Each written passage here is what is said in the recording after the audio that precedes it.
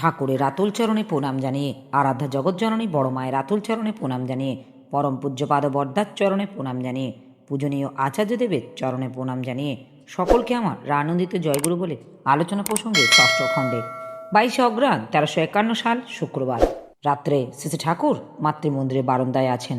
এমন সময় বীরেন মিত্র কলকাতা থেকে আসলেন। বীরেন্দাকে দেখে শ্রী ঠাকুর উল্লসিত হয়ে বললেন, কিরে, কখন আলি? বীরেন্দা, এই এখনই আসছি।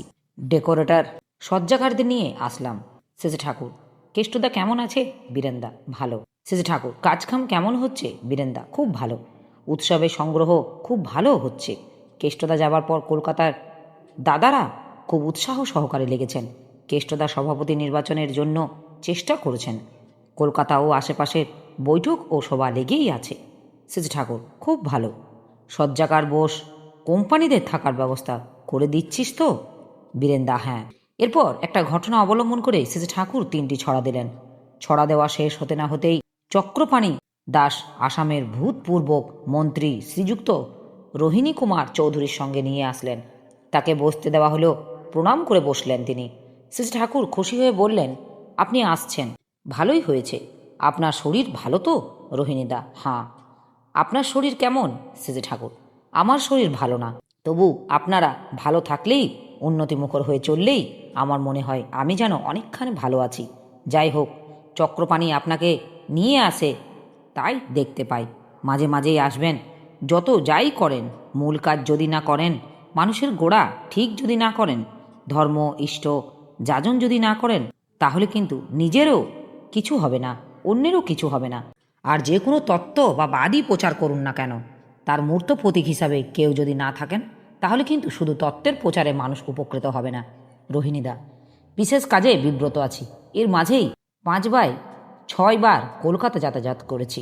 এই ঝামেলা না মিটলে কোনো দিকে মন দিতে পারছি না। শ্রী ঠাকুর, যতই বিব্রতই থাকো, ওর মাঝে ফাঁক করে চলে আসতেই হয়। ওতে অনেক কিছু কেটে যায়। মাতালকে আপনি যতই কাজ দেন, সে তার মধ্যে কোন ফাঁকে সুরিবাড়ি থেকে ঘুরে আসবে তার ঠিক নেই। হাফেজের কথায় ভক্ত যেন মাতাল, ইষ্ট যেন সুরি, ইষ্টটান ও ইষ্টসঙ্গরস যেন মদ।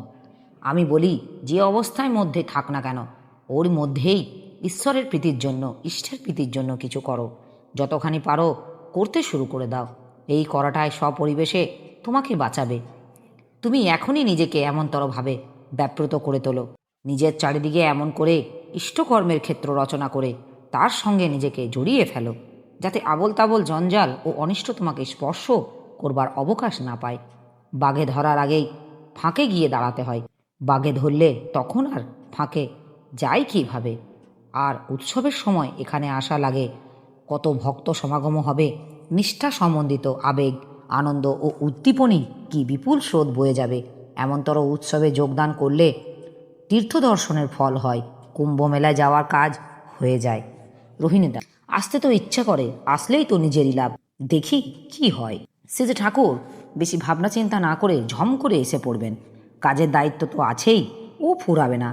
কাজগুলি সুষ্ঠুভাবে করার জন্য যে শক্তি এবং আভ্যন্তরীণ নিয়ন্ত্রণ দরকার হয়, তা লাভ করার জন্যই আশা লাগে। এসব কথা বলতে বলতে শ্রী ঠাকুর প্রীতিভরা চোখে রোহিণীদার দিকে চেয়ে মৃদুমন্দ হাসতে লাগলেন। তার আকুল করা প্রাণ কাড়া চাউনি দেখে রোহিণীদার চোখ ছলছল করে উঠল। এমন সময় শেষে ঠাকুর চক্রপাণিদাকে বললেন, গাড়িতে রাস্তায় কত কষ্ট হয়েছে, দাদাকে এইবার নিয়ে যাও, খাওয়া দাওয়া ও বিশ্রামের ব্যবস্থা করগে, কাল সকালে কথা হবে।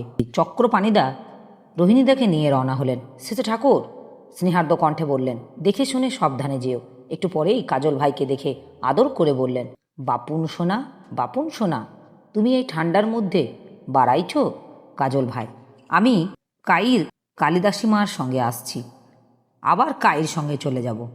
শ্রী ঠাকুর, তাই যাও, কালিদাসীকেও পায়ে নিছ, কিছুতেই ছাড়বার চাই না। আমার এই আলোচনা প্রসঙ্গে কিছু ভুল ত্রুটি হয়ে থাকলে আপনারা আমায় ক্ষমা করবেন। উপস্থিত দাদা, ভাই, বোন, মায়েদের আমার আনন্দিত জয় গুরু।